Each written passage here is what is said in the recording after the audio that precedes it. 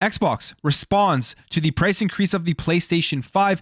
PlayStation is now paying for exclusive Quest, and the UK could be expanding their inquiry into the Activision Blizzard acquisition.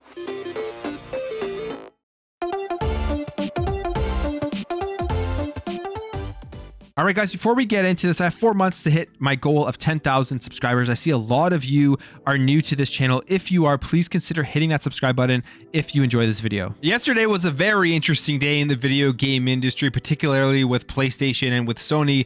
They had put out this post here announcing that they are increasing the price of the PlayStation 5 in select markets, and they are blaming global economic environments as well as inflation rates. Now, they are not doing it in the United States, which is very interesting because there is inflation in the US as well, but they're deciding not to raise the price there for some reason or another. But if you look at all these countries here where I live, Canada, it is moving the price up by $20 for the disc and the digital edition of the console itself. And you look at the console sales of the Xbox Series and the PlayStation 5 in the United States, and it's very close. Maybe that's why they have decided not to raise the prices in the US. But all in all, this is just, I think, a bad move by Sony. It's not a move that gamers and consumers obviously want to see, and we'll see how this affects the overall sales of the PlayStation 5. I think because the demand is so high, they believe that they can raise the price and people aren't really going to complain or not buy the console anymore, and they may not even notice that $20 price increase. So that's why they're going ahead with this in these other countries, even though last year in August, they had already announced that they were making a profit for every single disc version of the PS5 sold. So the question everybody had was, is Xbox going to raise their prices now following suit to PlayStation because of these global economic environments and inflation? And my first initial thought was, I don't think Xbox is going to do this. It doesn't really make any sense. They've already set them up for success with their ecosystem strategy, where they're not fully reliant on the sale of their PlayStation consoles in order to be competitive. And that's why I think it's the biggest reason why PlayStation had to raise their prices, is because they were stagnant on their strategy. They stuck with their console exclusivity stuff. They stuck with pushing as many consoles in the home to be able to be competitive and to make profits. And it is biting them in the butt this generation, as they kind of just rested on their laurels from how great the PlayStation 4 was. But Xbox actually officially responded to Windows Central here, asking if they were going to raise the prices of Xbox. So this comes via a Microsoft spokesperson who confirms right now there are no plans to raise the Xbox Series X or Xbox Series S prices. And here's exactly what they said. We are constantly evaluating our business to offer our fans great gaming options. Our Xbox Series S suggested retail price remains at $299, and our Xbox Series X is $499. And honestly, we've already seen the Xbox Series S drop in price from $299. In fact, we've seen drops of up to $50 on the Xbox Series S, bringing it down to $249.99, just with some crazy sales that have occurred. It doesn't happen that often, but there are times where you have a short period of time and you may be able to get an Xbox Series S for a lower price than $299. So if that's already occurring with the Xbox Series S, there's probably no chance they're going to be raising the prices on either of these consoles. And I mean, they confirm it here from what they're saying, that right now they are remaining the same. And it would be just a stupid move for Xbox to go ahead and try to follow suit with PlayStation. They don't need to do it because, again, their strategy and their ecosystem.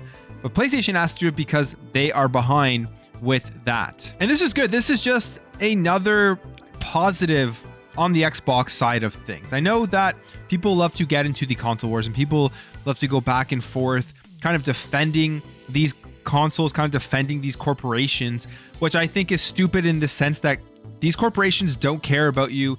I could die tomorrow.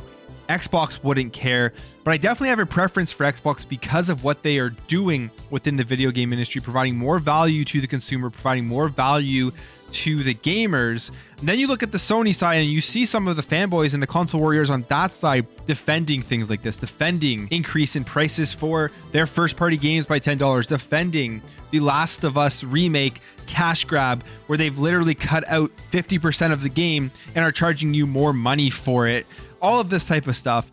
And PlayStation isn't stopping. They are seeing these things. They know that whatever they do, they're still going to be able to sell their products. So they're going to demand more money from their customers. And with that, Xbox right now in the video game industry is the consumer friendly company, is the company that provides you way more value for your dollar And the Xbox Series X is a better console. It's more powerful.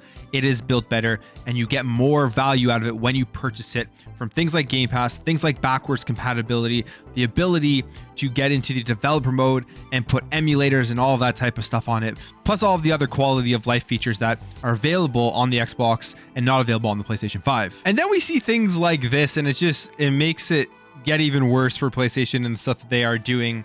It has to do with Hogwarts Legacy. And now they are moving on further in terms of trying to get more exclusive stuff for PlayStation. They're kind of doubling down on that strategy. And it is with an exclusive quest that is going to be available only with the PlayStation version of the game. This here is a picture from the PlayStation Store, and you can see Deluxe Edition, Standard Edition, and Standard Edition PS4. And there is an exclusive quest for all three of them that is going to be only for the PlayStation version, as it says right there. And it has been confirmed here by the actual community manager of Avalanche WB and Hogwarts Legacy, saying here, the PlayStation exclusive quest comes with any PlayStation version of the game.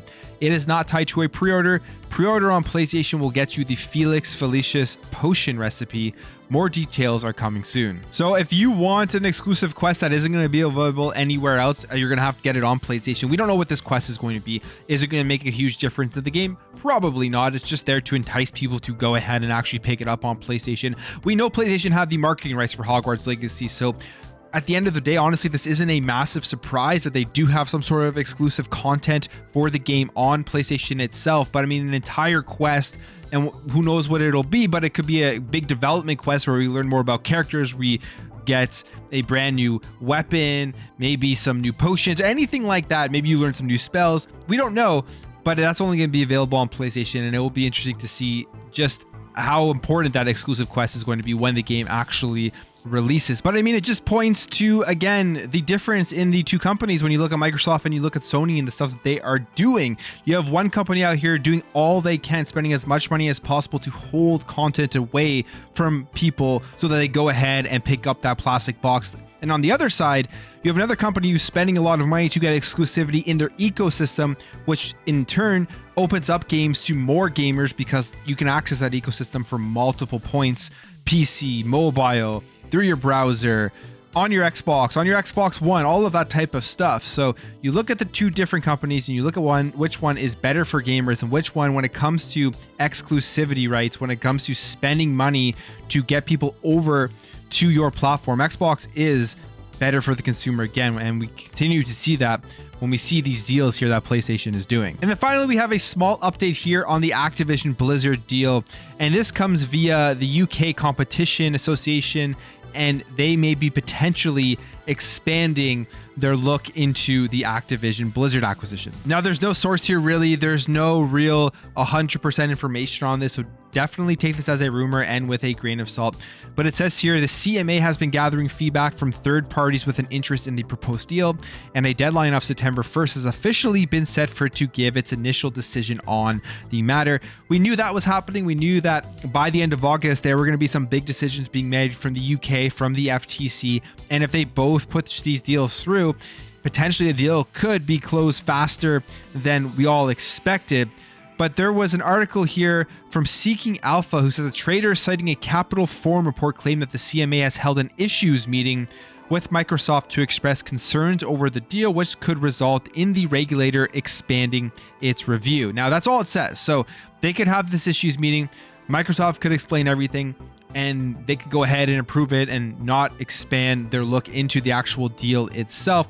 But what's interesting here is that they were gathering feedback from third parties. Something that we saw was an issue with the Brazilian committee where they got pushback from Sony. That was a big thing over the last couple of weeks. The majority of the third parties were out there saying that they had no issue with the deal, but Sony and PlayStation, they came out and they were saying things because they didn't want this deal to go through. They were talking about Call of Duty. We know Call of Duty makes them the most money on their platform. Everything that's going on recently with the raise in prices for the PlayStation 5, I'm sure them thinking that they could lose some money from Call of Duty when this deal goes through plays into this. And maybe they spoke out again to the CMA, which potentially has them looking into more questions to Microsoft regarding Activision Blizzard. We'll see if anything comes out of this. Next week, we should have more information about the CMA and about the FTC. And if both of them go through, I think the deal is going to be a lot closer to closing. But that's it for me, guys. Let me know your thoughts on Xbox's response to the price increase for the PS5. Do you think they will ever increase the price of the Xbox Series X and the Xbox Series S? What do you think about that exclusive quest coming to Hogwarts Legacy on PlayStation? And do you think the UK is going to expand their inquiry into this merger, or next week do you think they're going to go ahead and improve it? If you enjoyed this video, make sure to hit that thumbs up button. If you're new here and you liked what you saw, consider hitting that subscribe button. Thank you all for watching. Thank you for your support, and I'll catch you in the next video.